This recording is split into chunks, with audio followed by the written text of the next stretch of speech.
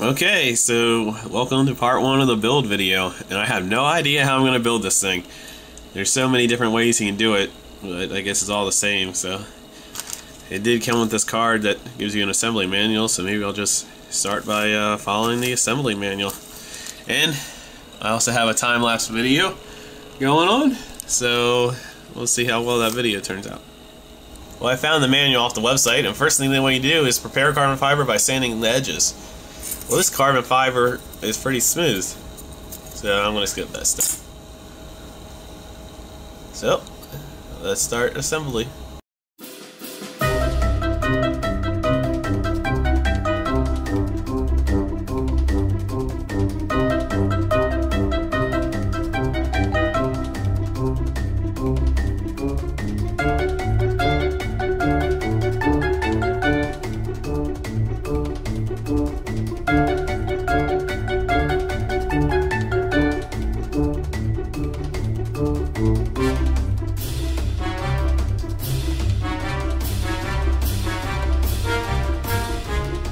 Okay, so I started following the instructions and got this far, and then realized there's a guy on the internet with a tip video, and he says to take your battery cable and route it through these holes, so then that way it's supported through by the circuit board, and if the leads get tugged, it won't damage the connection on the circuit board. Well, the problem is the battery connector I bought is too big to fit through those holes. So if you were going to do that, you got to do it before you put the PCB on this bottom plate. But since I can't do that, since my battery terminals are too big, I think I'm just going to go and try to attach each lead to this post so the strain is on the post. So that'll be on a later step. I'm just going to keep on going. Next part, they tell you to put on the arms.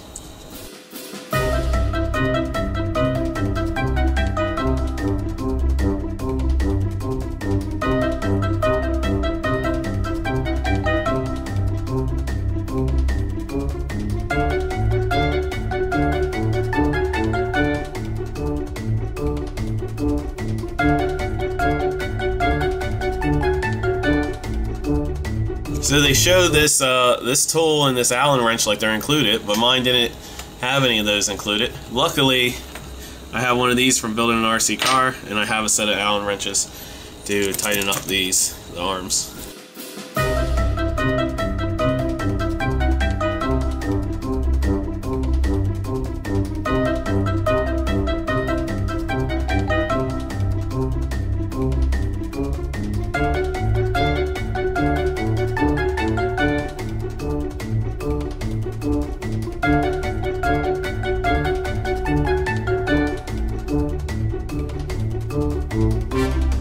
Okay, arms are on, and the instructions just continue on with building the frame. The assembly manual doesn't say anything about the electronics part. So I'm going to stop right now, and I'm going to attach the motors and the ESCs. Okay, I'm going to mount my ESCs right there, and I took a piece of this string I like to use to secure it to the arm, just right here.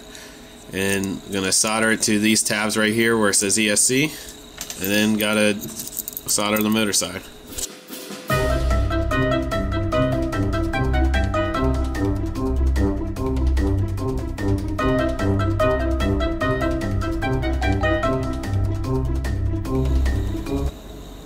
Okay, I got the power hooked up here, and it's kind of nerve-wracking because I have all these plastic parts here, but it seems to be soldering on pretty good.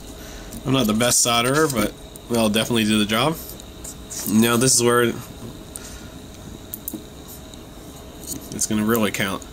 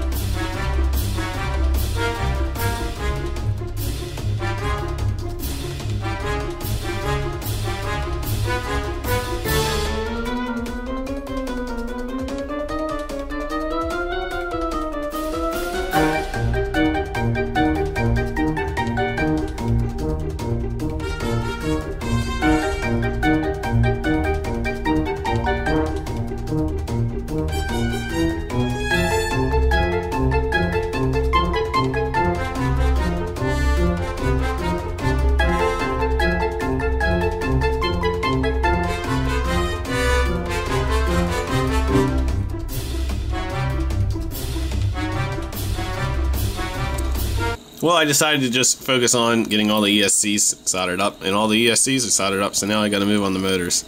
This little heatsink fell off. I don't know if that thermal paste is like, when the thing gets hot, it's gonna get activated. But yeah, so far so good.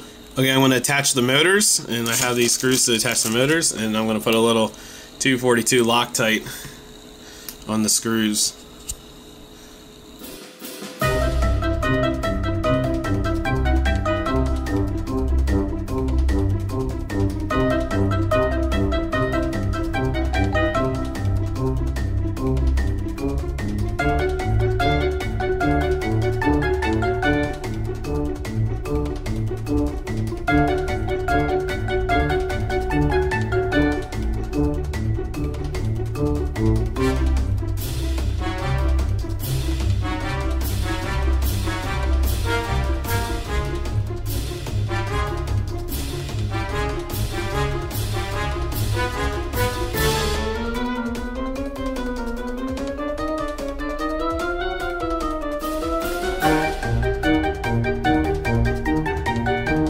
Okay, so I have all the motors mounted, so now I'm gonna solder these wires to the ESCs.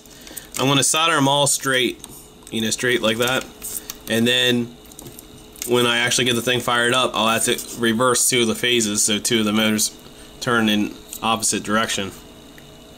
You could hook up a servo checker and test them ahead of time, but I'd rather just you know, switch 2 solder connections on 2 of the motors.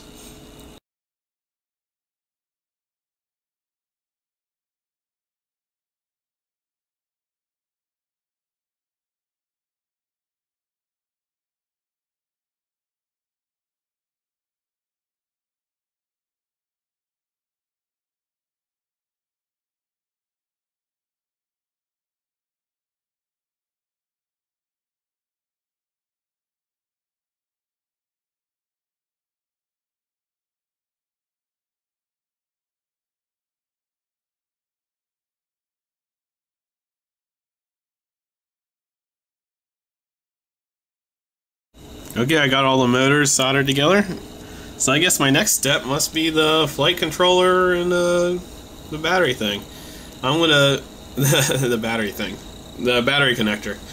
I'm gonna put everything together and get it running without any FPV equipment, since I've never flown a quadcopter before. And then I'll focus on learning how to fly a quadcopter, and then I'll come back later and put on the FPV equipment. Okay, so I got the CC3D open pilot board mounted, but this next part is going to be the part that has when the wiring starts getting a little complicated. So I'm on the website and I'm going to try to wire it up. Okay, I got everything hooked up, and still going through the calibration process on the controller, little open pilot controller. So I did 3 motors. This is the last motor. I thought I would show you what I do. You put a piece of tape on it, you hit the start button, and then you slide the slider until the motor becomes stable.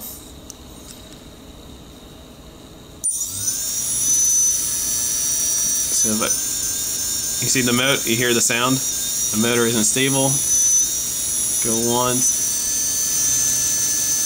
one bit over and it's stable. This is the part where you check the direction. So all the motors are spinning counterclockwise, and number 4 is supposed to spin counterclockwise. Number 1 and 3 are backwards, so I gotta switch the leads. So I'll do that now.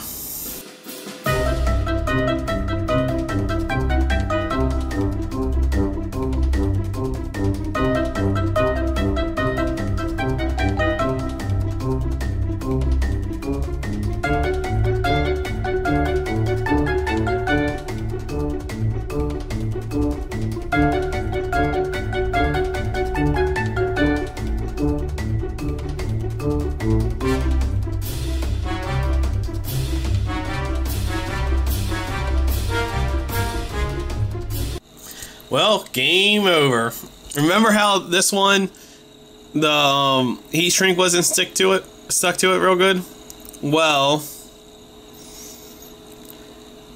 I let the magic smoke out. So after I resoldered this, it wasn't running right. It was going da, da, da, da, da, da. I should have filmed it. And then when I was trying to do the calibration, and then all of a sudden the magic smoke came out of the thing. But the other ones were fine. So I don't know what I'm going to do. I don't know who I'm going to contact. But yeah, this MOSFET right here let the smoke out. So got to figure out what I'm going to do. Game over for today.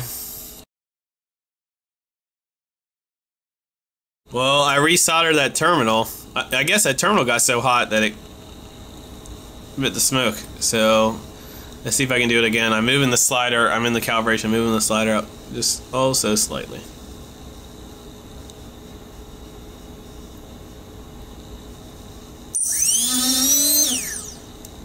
Now it's working fine.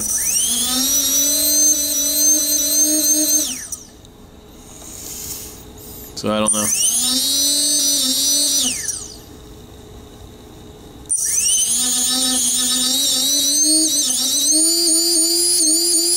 Oh, nope, there's the magic smoke again. See, it's getting hot. Nope. Pop that solder lead off, that's how hot it got. Nope, it's fried. So that's what happened the first time, except the first time it was, look, the wax coating on the string's getting hot. Hopefully I didn't burn the motor. Well, I guess I'll contact, well,